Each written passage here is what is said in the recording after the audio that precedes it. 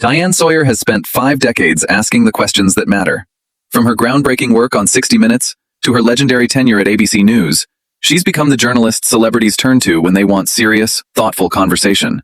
She's interviewed every president since Nixon, sat with dictators and dissidents, and somehow made even the most guarded subjects reveal truths they meant to hide. Her secret has always been the same: genuine curiosity, delivered with warmth that makes people forget they're being interviewed. She thought she'd seen everything. But on an autumn afternoon, in a carefully staged Montecito living room, Diane Sawyer encountered something that tested even her legendary patience. A duchess so convinced of her own importance that she couldn't recognize respect when it sat across from her. So defensive that every question became an attack. So determined to control the conversation that she forgot who she was talking to. Within 25 minutes, Meghan Markle would do something no subject had ever accomplished with Diane Sawyer: make her end an interview early. Not because of time constraints, not because of technical issues, but because continuing had become impossible. Before we dive into this incredible story, make sure you hit subscribe and smash that like button. Now, let's get into what really happened in that Montecito living room. The setting was deliberately intimate. A sunlit living room in the Montecito estate. This was meant to feel like a conversation between equals, not a formal interview. Diane Sawyer arrived with her characteristic elegance, understated but unmistakable. The presence of someone who'd earned every ounce of her reputation. She reviewed her notes while the crew made final adjustments, her expression thoughtful. She specifically requested you, the producer had told her earlier. Said she wanted someone who would understand complexity. Diane had smiled. I understand complexity. I also understand evasion. We'll see which one shows up. Meghan entered the room with an entourage that seemed excessive. Handlers, a publicist, someone adjusting her lighting, another repositioning the flowers for better camera angles. Diane watched this choreography with the patient attention of someone cataloging details for later use. Finally, the handlers retreated, leaving the two women alone except for the cameras. Meghan settled into her chair, crossing her legs with practiced elegance. Her smile was wide but calculated, the expression of someone who'd rehearsed in front of mirrors. Diane, thank you for doing this. Thank you for having me here. Beautiful home. It's our sanctuary. The word was delivered with significance, as if sanctuary meant something more profound than simply house. I'm sure it is. Shall we begin? The cameras started rolling. Diane's posture was relaxed, her voice carrying that distinctive warmth that had disarmed subjects for decades. So Meghan, let's start simply. How are you? And I mean really, not the prepared answer. Meghan tilted her head, her expression shifting to something almost condescending. I'm wonderful. Thriving, actually. Though I find it curious that everyone asks me that with such skepticism. As if they expect me to say otherwise. No skepticism here, just genuine interest. You've been through a great deal publicly. I'm curious how you're actually experiencing this chapter. I'm experiencing it beautifully. America has embraced us in ways the UK never could. Diane nodded thoughtfully. Has it? Because the recent news hasn't been entirely embracing. The Netflix situation, the Met Gala, certain projects not materializing. How do you navigate that? Meghan's expression flickered, the first hint of defensiveness. I navigate it by focusing on what matters. Headlines are noise. My work is what endures. Tell me about that work. What's exciting you right now? We're doing transformative things through the Archwell Foundation. Mental health advocacy, women's empowerment, environmental sustainability. Real, substantive work that creates lasting change. That sounds meaningful. Can you give me a specific example? Something concrete that you're particularly proud of? Meghan's jaw tightened almost imperceptibly. Why does everyone always want specifics? The work speaks for itself. If people need a highlight reel to believe in what we're doing, they're missing the point entirely. Diane's smile remained, but her eyes sharpened. I'm not asking for a highlight reel. I'm giving you an opportunity to share. Our viewers would love to understand what the foundation actually does. Then perhaps your viewers could visit our website rather than expecting me to provide a tutorial. The condescension was unmistakable now. Diane paused, letting the moment settle. Meghan, I've interviewed hundreds of people about their philanthropic work. Almost all of them are eager to share specifics, because specifics help people connect with the mission. Your reluctance is unusual. My reluctance is self-protective. Every time I share something personal, it gets picked apart, analyzed for authenticity, questioned. By whom? By media, by critics, by people who've decided I'm the villain regardless of what I do. I'm not here to pick anything apart. I'm here to understand. But understanding requires information. You can't ask people to believe in work you won't describe. The tension in the room was building. Diane remained composed. She always remained composed. But there was a new precision to her questions. Let's talk about something current. The Met Gala happened recently. You weren't there this year. I noticed you've been to major fashion events before. Meghan's composure cracked slightly. A flash of something that might have been hurt before she composed herself. I wasn't invited this year. Oh, I assumed it was a scheduling conflict. Not being invited seems significant. These things fluctuate. Guest lists change year to year. But you're a duchess. You've been on countless magazine covers. You're considered a fashion icon by many. Not being invited to the biggest fashion event of the year seems like more than a fluctuation. Meghan's voice tightened. I don't speculate about Anna Wintour's decisions, but you've speculated extensively about the palace's decisions. Why is Anna Wintour different? Because the palace actively worked against me. Anna Wintour simply made an invitation decision. Those aren't comparable. Aren't they? Both are institutions making choices about your inclusion or exclusion. You've built your narrative around examining institutional decisions. Why is this one off limits? Meghan shifted in her seat, clearly uncomfortable. It's not off limits. It's just not important. You seemed affected when I brought it up. Your expression changed. I'm not affected. You are. And that's understandable. Exclusion hurts, regardless of the source.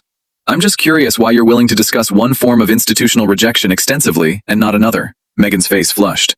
Because one was racism and institutional cruelty. The other is a party invitation. They're not the same thing. Perhaps not. But both suggest that maybe the embrace you expected in America hasn't fully materialized. The Met Gala, the Netflix cancellations, the Spotify situation. There's a pattern of doors that seemed open beginning to close. There's no pattern. There's observable evidence. I'm asking you to help me understand it.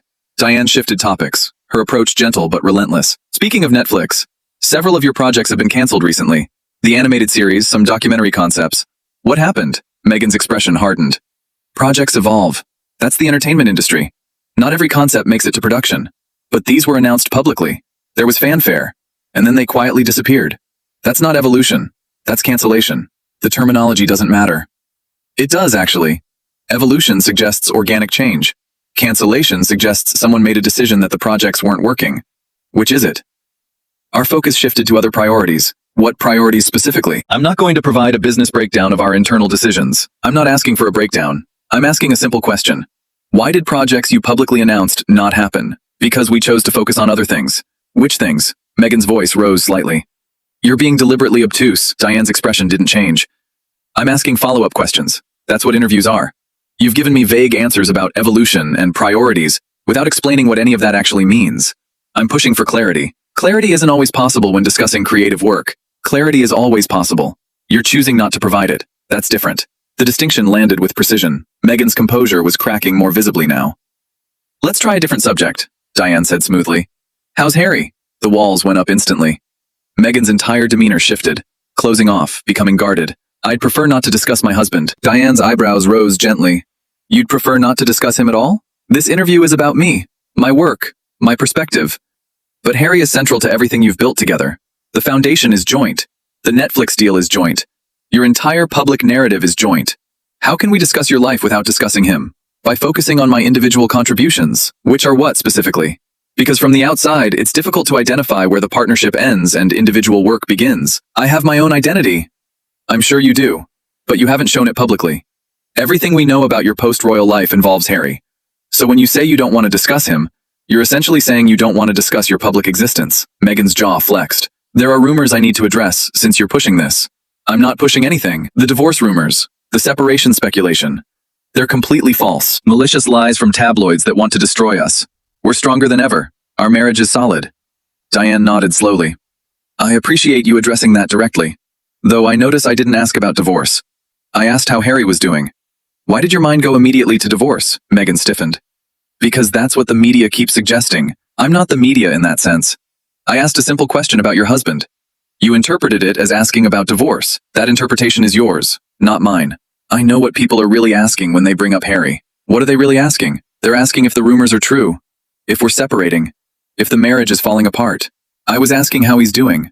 That's all. The divorce association came entirely from you. That's interesting. Meghan's face reddened. You're twisting my words. I'm observing your associations. There's a difference. When someone asks about your husband, and you immediately defend against divorce accusations no one made, it suggests divorce is on your mind more than you're admitting. It's not on my mind. Then why was it your first association? Meghan had no answer. Diane leaned back slightly, her expression thoughtful. Meghan, I want to be direct with you. I've been conducting interviews for over 50 years. I've spoken with presidents, survivors, people in the most challenging circumstances imaginable. Almost all of them, even in their most difficult moments, managed to engage with questions without treating me as an adversary. I'm not treating you as an adversary. You've told me your viewers should visit your website, rather than expect explanations from you. You've accused me of being deliberately obtuse. You've interpreted neutral questions as attacks. That's adversarial behavior, Meghan. It's protective behavior. There's a difference. Protection from what? I've asked about your work, your projects, your husband. These are standard interview topics. If they feel threatening, perhaps examine why. Because every interview becomes an attack. Every question is designed to catch me in something. What have I tried to catch you in? I've asked open-ended questions and given you complete freedom to answer however you'd like. You've chosen defensiveness. That's not my doing. It's yours. Meghan stood up slightly, then sat back down. A false start that betrayed her agitation. You don't understand what I've been through. Then help me understand. I've been trying to understand for 20 minutes. Every time I ask a question, you treat it as hostile.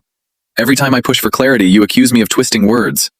At some point, the pattern suggests the problem might not be the questions. What are you implying? I'm not implying anything. I'm stating. You came here saying you wanted to share your perspective, to be understood, but you've made understanding impossible. You've blocked every attempt at genuine conversation. Meghan's composure was fully cracking now. Her face was flushed, her voice rising. I came here wanting to talk about my work, about what I'm building, about making a difference, and I've asked about all those things. You've given me vague generalities and told me to visit your website. That's not sharing, that's deflecting. Because specifics get weaponized. By whom? I've conducted this interview with complete respect. I've asked no gotcha questions. I've pursued no hidden agenda. You've treated me as an enemy from the moment you sat down. That's not true. It's demonstrably true.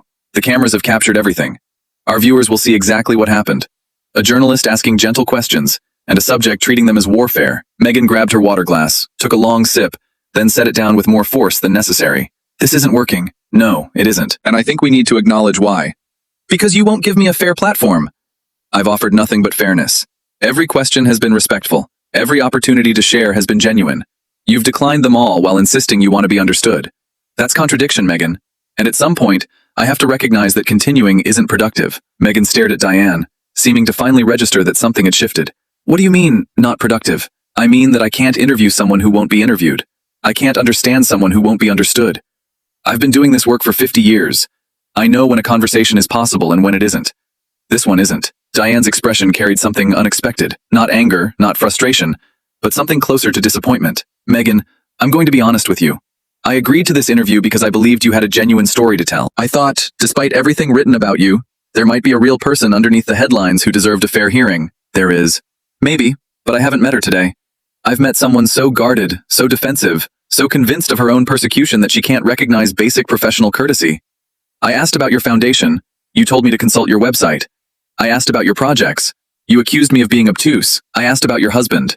You immediately defended against accusations I never made. Because I'm tired. Everyone's tired, Meghan. The world is full of tired people who manage to have conversations without treating every question as an attack. Fatigue isn't an excuse for hostility. Meghan stood up fully now, her composure finally breaking. Diane didn't stand. She just looked up at Meghan with an expression mixing sadness with resolution. Maybe it was. But not for the reasons you think. What's that supposed to mean? You came here expecting control. When you couldn't control the conversation, you became hostile. When hostility didn't work, you decided to leave. That's a pattern, isn't it? It's not a pattern. It's exactly a pattern.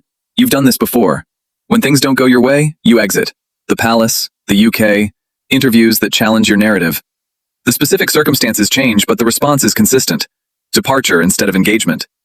I engage plenty. You engage with friendly audiences. Platforms you control. Interviewers who accept your framing without question. This is something different. This is someone asking you to substantiate your claims, and you can't do it.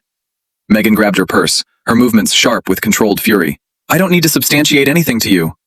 No, you don't. But you came here wanting to be understood. You can't be understood without substance, and substance is exactly what you've refused to provide. I've provided plenty. You've provided talking points. Thriving, transformative work, systemic change. These are words without content. When I pushed for content, you got defensive. When I kept pushing, you got hostile. That tells me the words might be all there is. Meghan's face contorted with barely suppressed rage. How dare you? I dare because it's my job. 50 years of journalism has taught me to recognize the difference between people with genuine stories and people performing stories.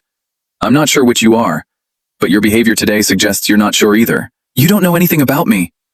I know what you've shown me, and what you've shown me, today, in this room, is someone who can't engage with gentle questions without treating them as attacks. Someone who came here wanting sympathy, but refusing to offer substance. Someone who wants to be understood, but makes understanding impossible. Diane stood now, slowly and deliberately. I'm going to end this interview, Meghan. Not because of time, we had another hour scheduled. Not because of any external factor, but because continuing serves no purpose. You won't answer questions. You won't share specifics. You won't engage with anything that challenges your narrative. There's no interview to be had. Meghan stood frozen, caught between her desire to leave and the unexpected development of being stopped before she could. You can't just end this. I can. It's my interview. I decide when it works and when it doesn't. And this doesn't work. What about your viewers? They're expecting a conversation. What they'll see is one person trying to have a conversation and another refusing. That's the story. Not the one you planned, but the real one. It will make me look like a journalist who recognized when an interview became impossible and had the integrity to stop. That's not a bad look. Meghan's voice dropped to something cold. You'll regret this. Diane smiled slightly, not mockingly, but with something like weary recognition. People have been threatening my regret for 50 years. Presidents, corporate executives, world leaders. None of them were right. I doubt you will be either. I'm not threatening. Yes, you are. It's what you do when you can't control something. You threaten consequences. But consequences require power, and the power here isn't with you. It's with the footage, which will show exactly what happened. Meghan stared at Diane for a long moment. Something flickered behind her eyes. Maybe recognition of how badly this had gone. Maybe just more anger. It was impossible to tell. Goodbye, Diane. Goodbye, Meghan. I hope you find whatever you're searching for. But I don't think you'll find it by treating everyone as your enemy. Meghan turned and walked out of the living room, her heels clicking against the hardwood until a door closed somewhere in the distance. Diane sat alone in the silence for a moment, then turned to face the camera. Well, that was unexpected. In 50 years of conducting interviews, I've never had to end one early because a subject made continuing impossible. I've spoken with dictators who were more forthcoming. I've interviewed people in crisis who engaged more openly. She paused, gathering her thoughts. I want to be clear about what happened here. I asked Meghan Markle about her life, her work, her family, her recent experiences in the public eye. Standard topics for any interview. She treated each question as an attack. When I pushed for specifics about her foundation work, she told me viewers should consult her website. When I asked about her husband, she immediately defended against divorce accusations no one had made. When I noted observable facts about her public standing, the Met Gala, Netflix cancellations, she accused me of hostility. Diane shook her head slowly. That's not hostility, that's journalism.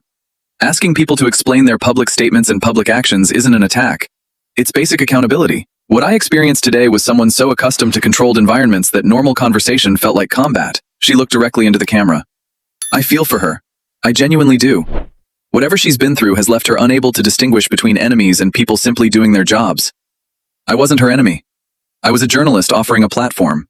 She couldn't see that. Maybe she can't see it with anyone anymore. She paused. I hope she finds help.